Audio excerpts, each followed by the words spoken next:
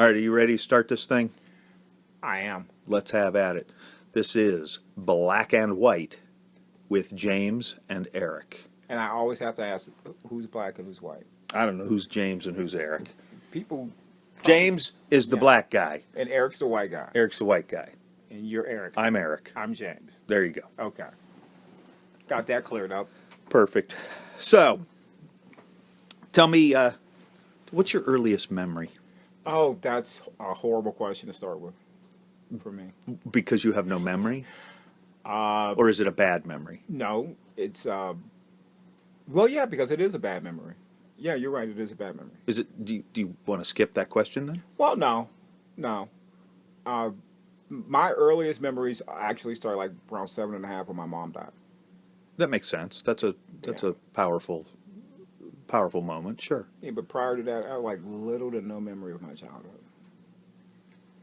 You told me once that you remember when Martin Luther King was assassinated. I have very good recall of all the traumatic events in my life. It was April 4th. It was 1968. Right. So you would have been what 6? I was been about 5.5 actually, because my birthday's in August Of 62. 60. I was born in 61. 61. Right. So you were 6.5. Okay, I was 6.5. Okay. I went to Howard. I don't do math too well. That's right. Okay. And so, yeah, it was April 4th, 1968. Right around, it was dark out. And it was my turn to help dry the dishes. My mom was washing. Well, there were 100 of you guys. Oh, well, probably not then. There weren't. 100 dishes, yes. No, but kids. No, even 68. Let me see. 68, there was Virginia, who's the oldest. And you know Virginia because you guys are business partners. Patrice, who's second. Bill Jr., myself, Carla. And in 68, Tina would have been extremely young. But still there. That's 6 kids. Yeah. In 68, let me see, Mary was, what year was Mary born? Mary was born I was born in 61. Carla was born in 62. Tina was born in 63. Mary was born in 64. And David was born in 66. So, yeah. So 8 kids. Yeah, there were 8 of us in the house at the time. All right, plus your mom and dad. Correct. So 10 people living in this house. Yep.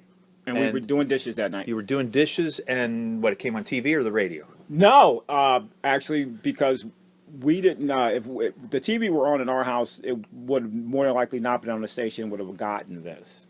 What happened was we were doing the dishes, and my Uncle Ralph banged on the back door. I mean, loud, violent, like boom, boom, boom, boom, boom, boom, and you just startled me and my mom. And it was startling because my Uncle Ralph was a quiet person. Always measured in his words. And there he was. And we turned around and we looked, and all he said was, they killed him. They killed him. The MFers killed him. And my Uncle Ralph did not swear. And it was really hard for me to see that this very strong black male that I looked up to. I mean, the rage in his face, the rage in his eyes, the tears streaming down his face. And, I didn't know what he was talking about. And then he ran away, he left. And believe it or not, he joined the rioting downtown Warren. Later found out. And I asked my mother, who's he talking about?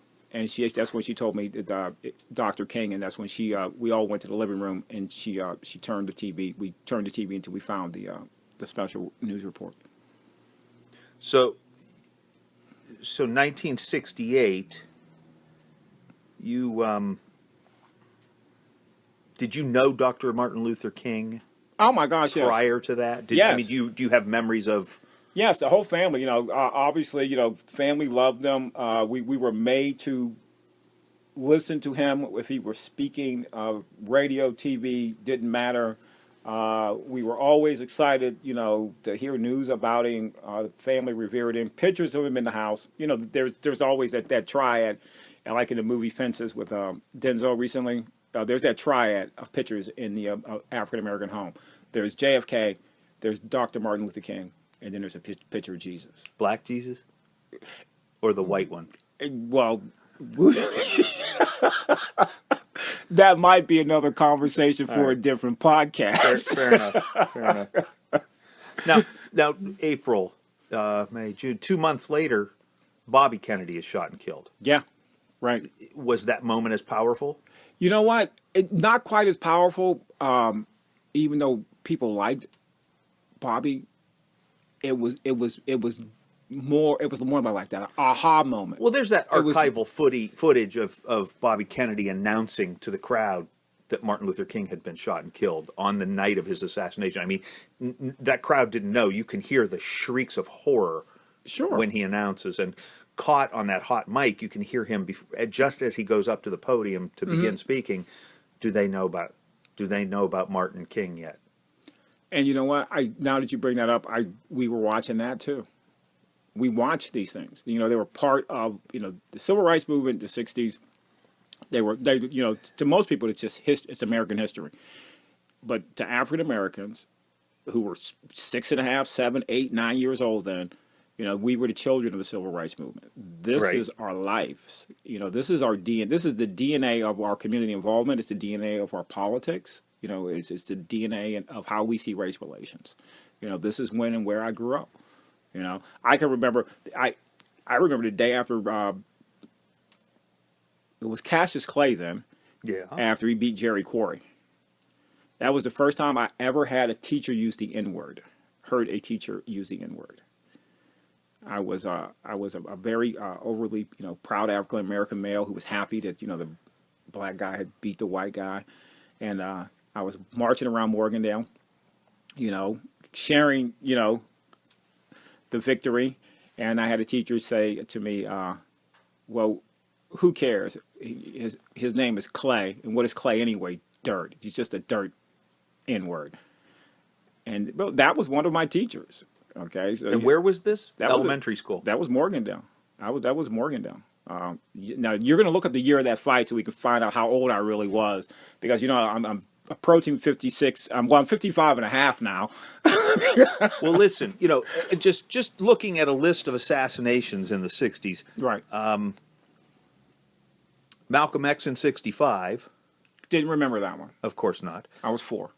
George Lincoln Rockwell was the leader of the American Nazi Party, was August of '67. I remember that one, believe it or not. You do? I do. Was your family a bunch of Nazis too? No, only because I'm also obsessed with Nazi Germany in World War II. Okay.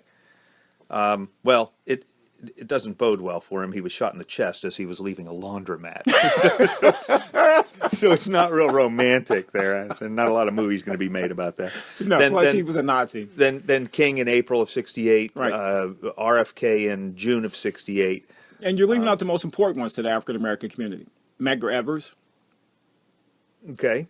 Then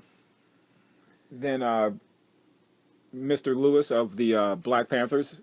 I believe that was '68 too, wasn't it? Or prior to '68? He was prior to '68. I don't know. So yeah, for us, assassinations in the '60s were just proof positive. Hey, the system is out to get. Did you know that Martin Luther King's mother was also assassinated? Also assassinated while her husband was preaching. Yes. That was in '74, summer of '74. So if you grew up a child like between, let's say, 6.5 to 15, and those were your early childhood memories, to complete political, civil unrest, any African American who stands up and asks for justice and equality is shot down. You don't remember Medgar Evers? That was 1963. No, I don't remember. I remember family talking about it. Right. Oh, yeah. Yeah, family. So you hear about the ones like Malcolm and Medgar.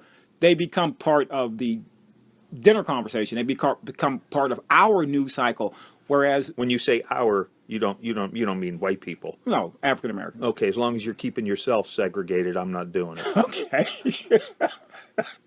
It becomes part of the black experience. This show is called Black and White, right? It is. Okie dokie. It is. Alrighty then. I just wanted to double check that. And because it's as we record this, it's Black History Month, so we're letting the black guy go first. Okay. And so let me ask you this. What I'm talking about is... Malcolm X, by the way, was 65. 65. I don't know if he said that. Yeah, okay. He did. I was 4. Okay. Or maybe 3.5. So when we're talking about these iconic assassinations, these iconic figures, you know, during Black History Month, during the Civil Rights Movement, this is history to you, correct? Well, sure. Okay. This is life experience to me. These are actual things that happened in my life, that affected my life, that affected the way I think, they affected the way I form relationships, they affected the way I choose to let people in and out in my life. You know, I used to have a rule when I was in Southern California, and I had no one around me, no friends, no family, right? I was living by myself. And I had a rule, people thought I was like kind of weird. Well, I can't be your friend unless I know who your parents are. Okay. And they're like, what do you mean by that? I go, I need to know how you were raised. And they're like, you're joking, right? I go, no, I don't. I don't know if you were, you know, raised to view me as a subhuman being, or, you know, I don't know what your belief systems are. I grew up at a time when, you know, my mother couldn't shop in downtown Warren on a Saturday until after a certain time. I mean, this is my reality. Okay. Okay, so, you know, I'm out in Southern California in my early 20s for the first time. Is it because she was wanted by the law? No, dude, it was, you know, that was Warren Sundowner law. No, I know. She was Just as a reference. Well, I didn't know, you know, she knocked over a bank or something, you know, the great train robbery of 1959. Hey, when you had 9 kids before you were That's 27, right. you were looking to knock over a bank. I can't believe she didn't kill people. Well, Kids and a husband, for example. trust me, there were days when I thought she was trying to kill me. But I'm quite sure I deserved Muhammad it. Ali as Cassius Clay. Jerry Corey, what year? Fought Jerry Corey twice, 1970. Yeah, so I would have been In October 9. of 70. How old were we? 9. What grade were we in? I don't know, what's that, third grade? Yeah, about 3rd grade, Morgan. No, And then again 2 years later. Yeah, so the first in time 72. first time I heard a teacher use the N-word would have been 1970 in 3rd grade Morganville. And so, And what'd that do to you? I mean, what was that moment? it was a combination, punch in the gut, kick in the, you know, Teeth? yeah, because I honestly thought I was, you know, that teacher saw me as just another student. Okay, but you had heard that word before. Sure, I on the playground, yeah, From other students. on the bus, but never from an authority figure. Okay.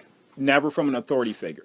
And yeah, that image is burned in my mind's eye for the rest of my life. That was like a crux event in the development of race relations. And when was this? 1970? I was 9, 8 and a half, 9, because my That would have been birthday's October of 70. I would have been full 9. My Yeah. birthday had already come. Yeah. Yeah, no, I was 9. I wasn't 9 and a half. So I was 9. So 3rd or 4th grade. Yeah. Wow. Total, Were complete. you in a classroom setting like everybody was sitting? Or? We were in the we were in the hallway. Oh, okay. We Okay. were in the hallway. I don't know, lunch maybe or something like Yeah. that. Coming back from recess, or something like that. You know, probably coming back from recess. Okay. You know what I mean? Because that's when the hallway was really Yeah. full. The only 2 times that you were out of your class was lunch and recess. Right. And yeah, would have been coming back from the playground. You know, Josh and a bunch of the kids on the playground. Sure. You know that week So you were aware of racism. of well, not necessarily racism, Okay. but you were aware of race. Not necessarily prejudice, but race. You thought about race from a very early age. Do you remember not thinking about race? Never. Because I didn't start thinking about race until about 3 hours ago. Why? Because you knew I was coming to do this. Well, yeah. When you came into my office, I went, "Oh my gosh, there's a black guy." Well, I'll tell you why you. No, it was not. I mean, growing up, Sure. it was a white. let me ask you It this. was a white community. Correct. I went to a church that was full of white people. There might have been a black family, maybe There were all two. white. There were all white people at school. Right. All but 3 or 4 or 5 kids in my class. Maybe a dozen kids in the whole school. Right. Were of color. Sure, but this is why I had to.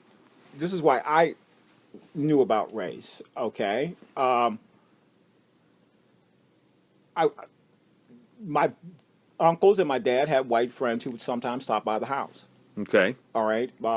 At one point, I have no problem saying this. My dad used to run one of the largest poker games in Trumbull County, Okay. and sometimes white guys would stop by. My dad worked with white people. Sure. Okay. When we went to visit my grandmother on the west side, He worked at the mill, didn't he? He worked at WCI Steel Yeah. for 40 some odd years, more than 40 years. Oh my gosh, yeah. I worked there for 3 years. Right. You did too, didn't you? I worked at Sharon Steel. Okay.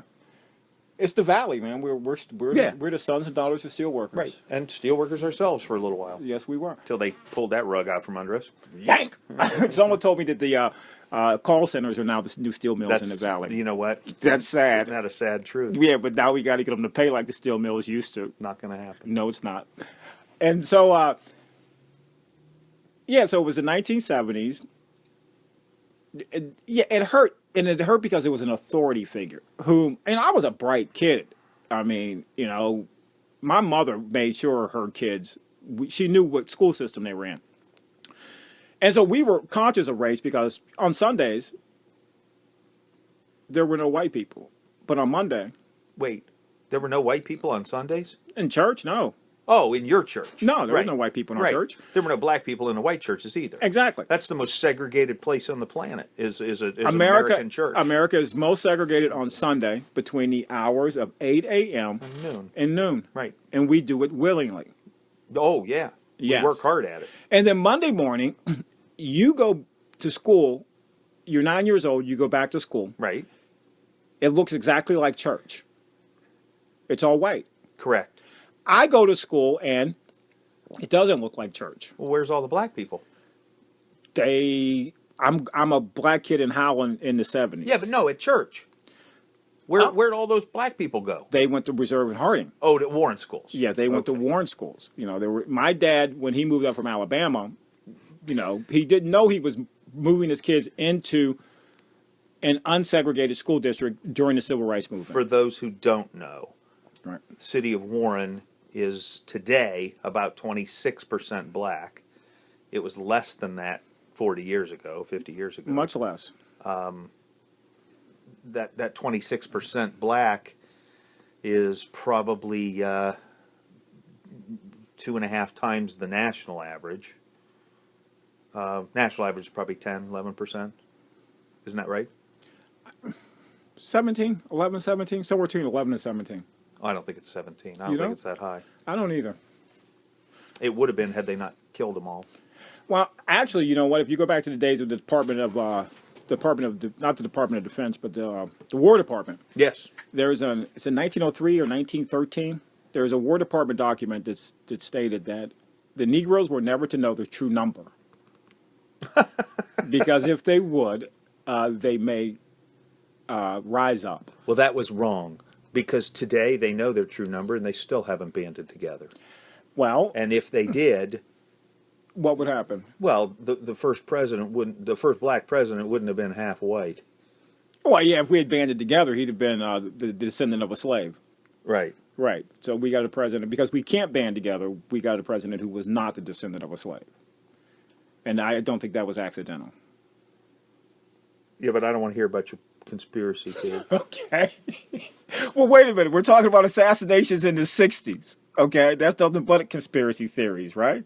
That's right. Okay. So did the same nefarious forces assassinate all of my childhood heroes, Bobby Kennedy, JFK, Dr. King, and even Mrs. King, for that matter? Mm-hmm. You know, is that a conspiracy, or did that really happen? Did our government really do that? Our government, I don't know.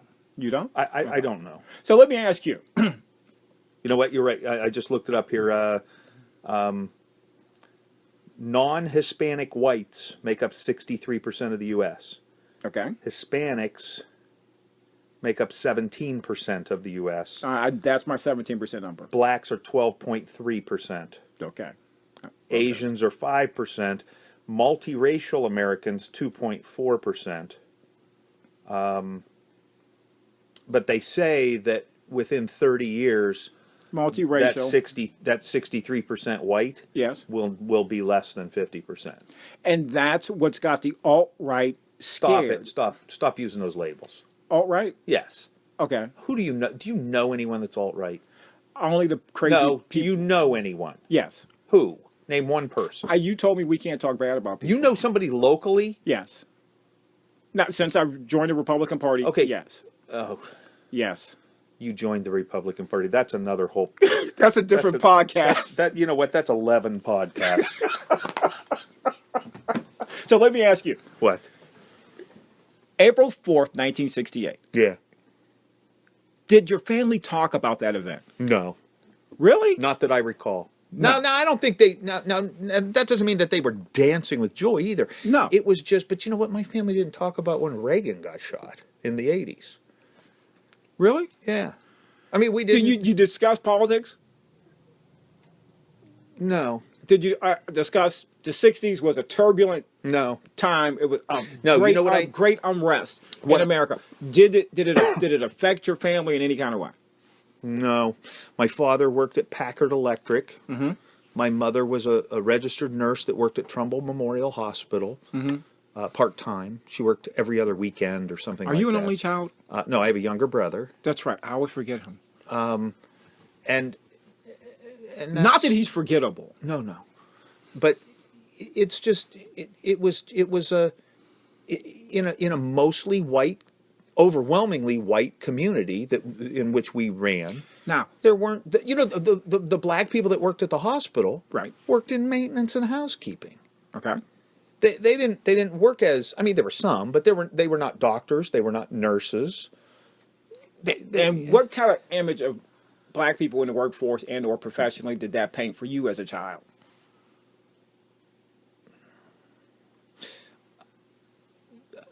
Nothing. I didn't have an opinion. Okay. But now The slate was blank for me. exactly. Okay. Is that not called white privilege? Why does everything have to have a label? So that other people can understand it. You and I know we're having this conversation, right? And we don't need the label But yet you keep using it. because it's a podcast. So let's I don't care if it's a podcast. It's okay. a So let me conversation. ask you this: isn't it delightful? Delightful. Delightful. All right. To be able to grow up and realize In an all-white community? No. Oh. No. To realize that the things that your childhood friends were stressing over, I mean, great traumatic things, are something that you never had to think about. And is that then not called that label I don't want to use because you'll get mad at me? Yeah, but you know what? And what label's that? White privilege. Here's the thing. There were other childhood friends. Mm-hmm. One in particular I'm thinking of, his parents were divorced. He lived with his mom. In the mid to late 1960s in Northeast Ohio, Right. that was unheard of. There were almost no divorces back then. The divorce thing didn't start until the 70s.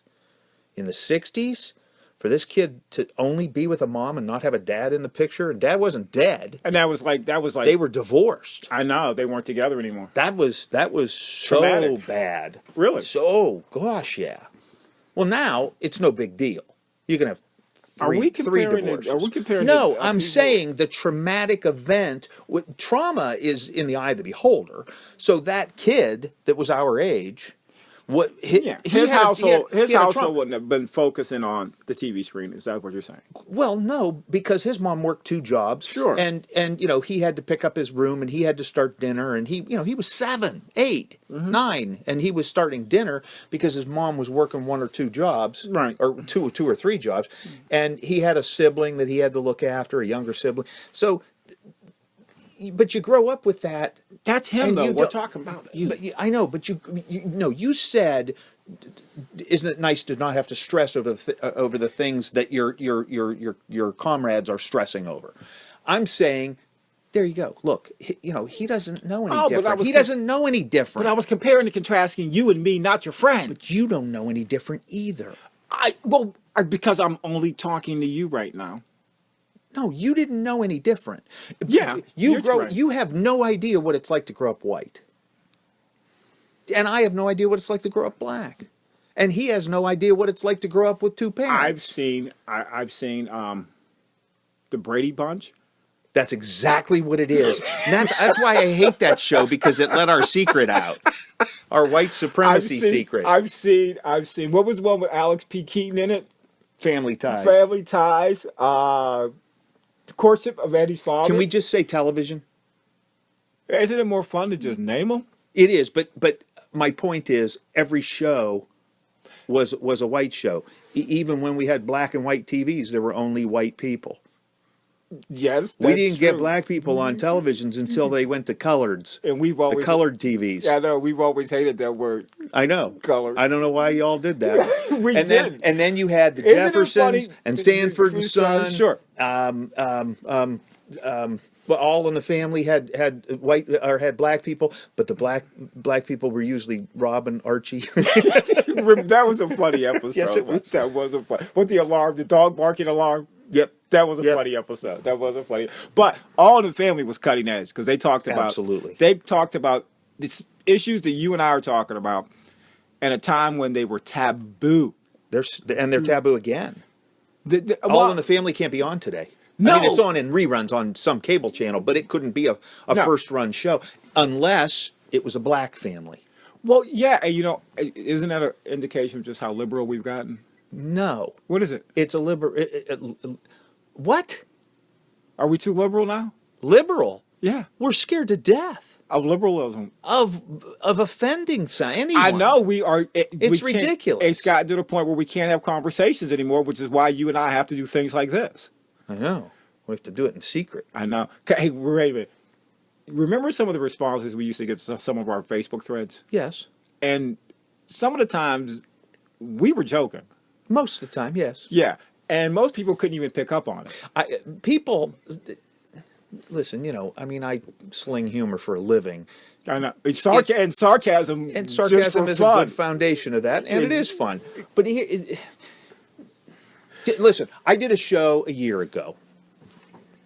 It was, I was headlining. I talked about the conversation with Dick Gregory, and who was an 85-year-old black comedian. And political activist. And I said the name of his autobiography. Now, this is his book. He gave the book the title, correct? Correct. He wrote the book, and he wrote the title, and the title is Nigger. That's the name of his book. That's the name of the book. When I said that, there was one person in the crowd of over 100 people. There was one person. 1%. No, one person, one people, not percent. That's 1%. That's 1% of the audience. Okay. There was one individual that I heard from that person. I heard an audible gasp. He said the N-word. Not even that. Just Okay. What happened after that? Well, it was a white girl under the age of 30. Oh God, millennial. Why? What's with the labels? Damn it. A white girl under 30. Now, the black people... Who were the black people in the audience? Who were the black people? Don't worry about it. Okay. The black people in the audience? Were they upset? Well, they giggled. Because that's the name of the book. That's the name of the book, and it's funny. And you know what's even funnier? That you said it in front of a group of white people. I said it in front of a group of white and black people. I know, but see, the black people were kind of giggling because they were waiting for that reaction. But they only got it from one. And my point is, one person that made trouble, that gasped, that then complained to management about my... Use of the name of the title? My content. Content, it's the name of the book. I know. And we're overly sensitive now. We can't even say names of books. No, we are not. Not you and me. People under 30. Under 35. They have a label for those people. Yeah. I'm not going to use it. Alt millennials. Hey, so let's go back to this. Okay. So you go through the 60s. You're into the 70s. 70s were a little different. The 70s were different how? You know what? They were a wee Now, bit... again, in the 70s, you're going from the age of 9... The age of Aquarius. To 18 or 19. Exactly. But let's start in the 70s. In the 70s, I would have been 9, 10. Yeah, that's what I'm saying. You start 1970 at you're 9 years old. And believe it or not, it's about the time we met. Now, you always want to think we met in junior high. We did not. We met in Little League Baseball. Actually, Little League Baseball. That's right. International League. After I had pneumonia, remember? I was No, like, no. I don't remember you having that. pneumonia. You don't? No, because you were black. I didn't pay any attention to black people. Because we went to different schools. How about that? That too. Okay.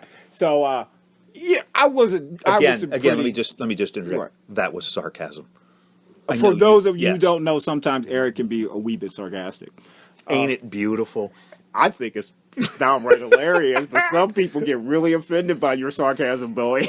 They'll be. Oh, wait a okay. minute, I called you boy. Boy, don't call me boy. Okay. I'll take you out back to the woodshed. Okay. So, yeah, and we were 10 years old. And I forgot about baseball. it was baseball. And I remember your dad.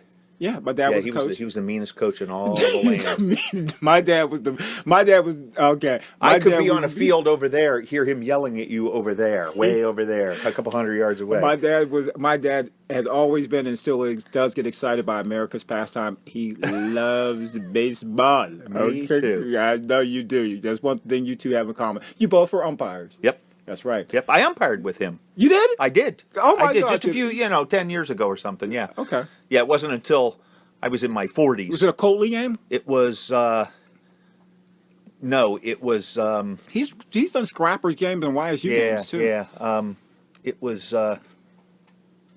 Doggone it! I can't remember what it's called. B League, A League. Down in Perkins Park, Packard Okay, Park, yeah. in Warren, It was- Warren yeah, City. But yeah. it was the older guy. It was college age. Okay. Charlie Caffey. Oh my God. All right, go on. So the 70s are different. How? The 70s are different because, we're 10, 11, and we're starting to venture off away from home. Yeah. Without our parents' supervision over us all the time. Right. We're starting to figure things out for ourselves. Right. Okay. And then the 60s were tumultuous. Okay. You had a lot of housing projects built. My neighborhood got real quiet and got real empty in the 70s once the 2 housing projects were built on the outskirts of Warren. A lot of people who grew up in my neighborhood came from Alabama during the black migrations of the 40s. Their parents or grandparents came up. They lived in cinder block houses with dirt floors. Okay? And so they couldn't wait to get into public housing. So about the 70s, our neighborhood emptied out. They went to public housing. They went to public housing, and it was when these places were first built. It was like the Taj Mahal, man. Oh yeah. They were nice, especially if you were used to, literally growing up with a dirt floor. Okay, so Where vacuuming never ends. never, and then the neighborhood kind of became like my family. The neighborhood got small. There were a few families left there, and most, if not all of them, 80% of that neighborhood was related to me. Cousins, aunts, uncles, grandmothers, and we were playing a lot of baseball up at the hill. Yeah. Met you, International League, and what you didn't know was that, before we got to Little League, coming out of gadget ball, let's face it, I was a pretty decent ball player, but I got pneumonia in between gadget ball and Little League. I spent like So you must have been 8. yeah, Right around there. 7 and 8. First time 6, 7 months in the hospital. The second time 4 or 5 months in the hospital with pneumonia. Months with pneumonia. At a white hospital or a black hospital? It was white, and those nurses were really nice to me. I say that because 6 months in the hospital for I was there pneumonia. in an oxygen tent. Oh my gosh! Yeah, Wow. almost died the first time. Yeah. Yeah. Wow.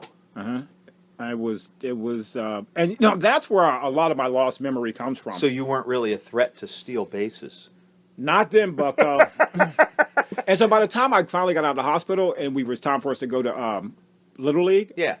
I was half my weight, Oh boy.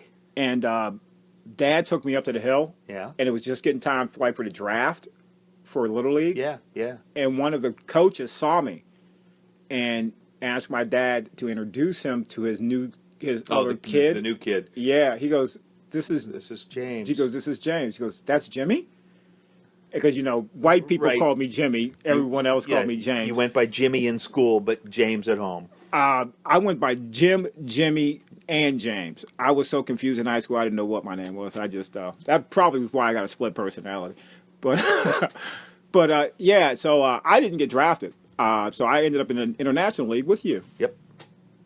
That's where we first met. We were about 10 or 11 years old. Yeah, we would have been 6, 7, 8, 9. That would have been 9 or 10. Yeah. Yeah, that's when we first met. Yeah. Yep. And then, you know, you were on a different team. Yes. Yeah. So we didn't interact a whole lot. No, we were aware of each other, you know. But I always could hear you in the other dugout. You were a clown then. You were telling jokes then. Yes. You have always been a comedian. Yeah, I was a little less outgoing then. You had a way. It wasn't until high school that I really became Mr. Comic. no, but more outgoing. I was You did okay. I was introverted. You were okay in junior high with those you felt comfortable Right. with. That's an introvert. And Yeah. I thought you were comfortable enough with me. Right. And that's when our friendship really started. Was in Yes. junior high. Yes. It was in junior high because Yeah. yeah. We came together in the same school in 7th grade, Yes. and by 8th or 9th grade, We had were a friends. few classes together. Yeah. Yeah. I remember 8th grade business math.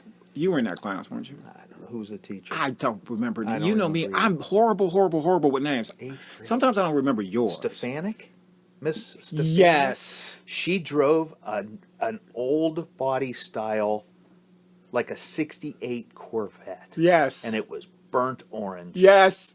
Man, Oh my God! You that can't was- remember her name, no. but you remember what she drove. But that was the coolest car. And It was. I have loved We those all cars ever did love since. that. We all And loved that I didn't car. really. I mean, she was okay. She was fine. She was nice enough and everything. But She was a dry teacher. Yes, but her car was cool. It was cool. And then she got married, and I don't know what her married name became, but I remember when she got married. It was a Yeah. big deal to all the girls. well, that was probably their first experience with a wedding. Maybe. Then Anyways, so you get into junior high and you get into high school. Did you date in high school? No, I did not. Slim pickings if you're going to stay within your own race. And if you're yeah, correct. And interracial dating was not always not cool.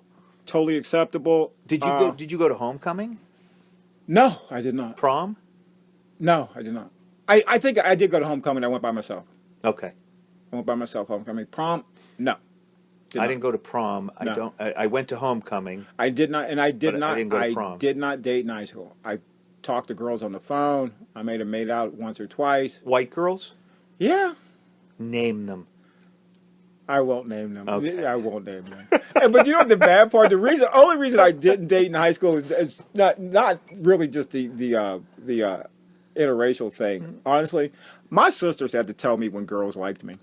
Yeah. I was never really in tune to that. Yeah, I was pretty stupid with that too. Even into my 20s and 30s, I've never, ever been good with girls. And the bad part is I'm not an unattractive guy. My wife I don't and I think so. My wife and I were married 20 years. Yeah. And we were sitting at some party somewhere, and well, I'll talk about this later in another podcast, but we were sitting there, and this So girl... why are you talking about it now? Because just to relate to that point. Okay. This girl came over and talked, and I thought she was just being nice, and my wife said, wow, when she left. My wife went, holy smokes, that girl's coming on to you right in front of me. And I went, what? Really? What? And you What? and you played right into What? it, didn't you? I didn't play into anything. I had no idea. But I didn't think. I thought I just know. when somebody was nice to me, Yeah. I thought they were just Right. like taking pity on me. Okay, we have that in common, especially Well, you know. especially a female. That's a low self-esteem thing. No, I'm just talking about girls. That's a low Females, yeah, girls, yeah. Yeah, That's it's a low self-esteem thing. Yeah. Okay. Yeah, which continues to this day, which means I'm a much better comedian. Okay. Because of my mental illness. But it shouldn't have been that way for me. I was the captain of the football team and captain of the track team. Yeah. Yeah. But and it was the cultural thing. It was a cultural thing. It was awkward for me. It was very awkward Sure. for me. So then you graduate high school. Yep. And where'd you go from there? I ended up at Miami of Ohio University for a little while. Okay. Only one semester. Majored in. I was actually a finance major. Okay. You left Miami and went. Home. Ah. Yeah, I landed here. Okay. And did what? I listened to you on the radio for a little while. Yes, that would have been 81, 82. Yeah. I listened to you on the radio for a little while. I was on the air. Never came down to the radio station. I probably should have. Just one of those woulda, coulda, shoulda things. Yeah. Joined the Navy. Okay. So you go to you ship off to 1980, June of 83. Ship off to San Diego, California. Okay. Yeah. All young men should do their 20s in Southern California. In the Navy? Just in Southern California. right. If you want to be in the Navy while you're there, Go or the for it. YMCA, I don't, whatever. But all young men should do either South Beach, Florida, or San Diego in their 20s. And how long were you in San Diego? I was in San Diego from 1983 until roughly 1990. Up and down the coast, from anywhere in between. I was pretty much a vagabond. Okay. I would go from San Diego to Irvine to Lake. All Navy years? No, oh my gosh, no. The Navy years, 4 years I was in the Navy. I stayed in the Navy. Then I would the time 2 or 3 years after that, I lived in San Diego. I lived in San Juan Capistrano. I lived in Irvine. I lived in Laguna Hills, which is now called Lake Forest. Mm-hmm. I lived in Long Beach. I lived in Riverside.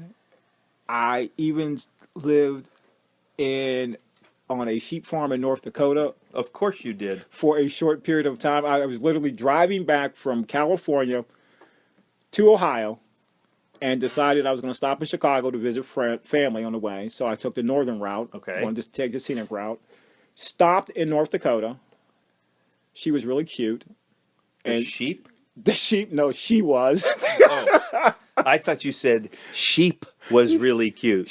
No, she was really cute. All right. And this goes back to you and I, when a girl is nice to us, the things that we will do.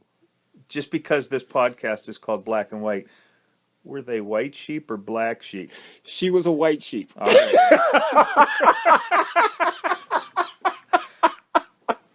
And just to clarify, the only black woman I've ever slept with in my life was in Mombasa, Kenya. Okay. I'll just throw that right out there. There okay? it is. There it is. Look at okay. it just hanging there. just like... Name. Now, were you in the Navy? Yes, I was. Name the countries that our Navy took you to. The Navy took me to the Philippines, Mombasa, Kenya, Australia, Singapore, Malaysia, Philippines twice, a couple times. Yeah. I was in the West Coast, and so we have what's the West Coast and East Coast Navy. Right. Because the Pacific is so big, and I was not on an aircraft carrier in Okinawa, Japan. Our cruises started in San Diego, would end up off the coast of Africa. Yeah. And then we'd come back. As a matter of fact, we spent 69 straight days in the middle of the Indian Ocean. We didn't see land or anything. That was when we left Mombasa and was headed for Australia. Wow. That's like, almost over 2 months. So you get out of the Navy. Yep. You see the world, get out of the Navy, hang out on a sheep farm, get back to Ohio then after that? No, I've never made it back to Ohio when I was headed back that one time. There's many times I decided to leave Southern California and head back to Ohio. Winter came, or was on its way to North Dakota. And it gets there quick. Yes, you should leave there. Early. Yes. Okay. So I figured if winter's here in North Dakota, it's going to be on the entire route that I have to drive to Chicago. Yes. And then I'll be back in Ohio in the winter. I went back to Southern California. Smart move. Okay. So, but then again, 91, I landed back in Warren. So you were gone from 83 to 91. 83 to 91. All right. So you came back here, still not married. Still not married in 91, no. Okay. I was engaged in Southern California, though. Is she still there? I don't know. No, I mean, you left her there? Yeah. Okay. Yes. Is that her idea? Yes. Yeah. It's probably the smartest one she ever made. Yeah, she's yeah, you have the ability to pick a smart one. So, was she white? Yes, she was. Of course she was. Yeah. Did you have a label for her? I just called her Cynthia. Oh, there you go. Okay. Was she wasn't alt Cynthia or millennial Cynthia? Oh, actually, I called her Cindy. Yeah, there you go. Okay. So you get back to Ohio in 91. Yep. And do what? I took a job as a cost accountant for a local company. Okay. Worked there for 3 years. All right. Then went to Pittsburgh and went to art school. So what colleges did you go to between high school and the Navy? For one semester, I was at Miami Ohio University. Right? I went to Art Institute of Pittsburgh in 1994. Okay. I graduated from there in 96. I graduated from Western Governors University There you go. online in 2013. And in between that, I got my computer certification from Lakewood Institute of Technology in Hermitage, Pennsylvania in 2007. So overly educated, but underemployed. Okay. So then, you go through the 90s here in Northeast Ohio? No, And Pittsburgh? Early 90s. Most of that in Pittsburgh. Pittsburgh was 94 to 97 was Pittsburgh. So, yeah, 91 to 94 here in Warren, 94 to 97 in Pittsburgh. You know, I got the movie bug. I've been writing since I was really young. Okay. My mom was an artist. So 97, where'd you go? I came back to Warren. Okay. Came back to Warren and been here ever since. Okay. And got married? I got married in 2005. 2005. But we've been together since it's about 2000. Yeah, we've been together since 2000. Got married in 2005. So you were single Up until I was for 20, 25 years before you got married. I was literally told my wife that, you know what? I told my sisters when I was about 10 years old that I was never getting married. I was one of those avowed bachelors. And honestly, seriously, you know, not to be facetious towards myself and or my wife, some people shouldn't be married. Sure. Okay? Some people should not be married. Some people are really uniquely... Some people shouldn't leave the house. but they do. Yes, they do. Okay, then some people who shouldn't be married do get married. That's right. And, you know, we're married now. It's you know what, but having no children, it can be a real strain on a marriage. Especially if that's what you both wanted. If you both wanted children and couldn't or Yeah. didn't have children. Yeah. And children, that goes both ways too, though. It I've does. seen kids tear apart a marriage. I've seen the lack of children tear apart a marriage. Right. Yeah. So, Yeah. yeah, So I can see that. Yeah. I can see that. So that brings you to today. And today. And you're now a candidate for city council. Oh, am I? You've been. Why'd are you still? Why'd I do that? I'm not sure. I am a candidate for city council. You and I had that discussion, and you did it anyway. Why didn't you talk me out of I it? tried to. No, Yes. I didn't try to talk you out of it. I tried to give you a realistic approach based on my experience. Okay. Because And you have been a city council person I before. was twice elected. Yes, Where? Newton Falls, Okay. and active in politics just like you for years. Yes. But yeah, I So took the you've plunge done. and ran. So you took the plunge. You ran, and I'm getting ready to take the plunge. Actually, I am certified. I'm on the ballot. I will be on the primary May 2nd.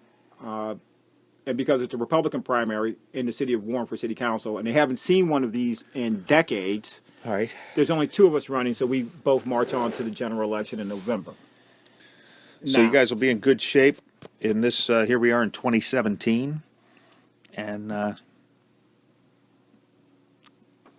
in the next episode of the podcast, There's another part to this? we'll run through my end, Oh, yeah. my history, and bring you up to today in we just- Eric land. Can we just play an episode of Family Ties? It's probably more like the Brady Bunch with fewer kids, but yeah, Okay. we could do that. We could do that. Could do that. So, Okay. anything to add to your bio? That's that's enough for today. I would tend to agree. So this has been Black and White With James, and Eric. and I'm the black guy. I'll be the white guy. You are the white guy. I'm the alt black guy. That's really stupid.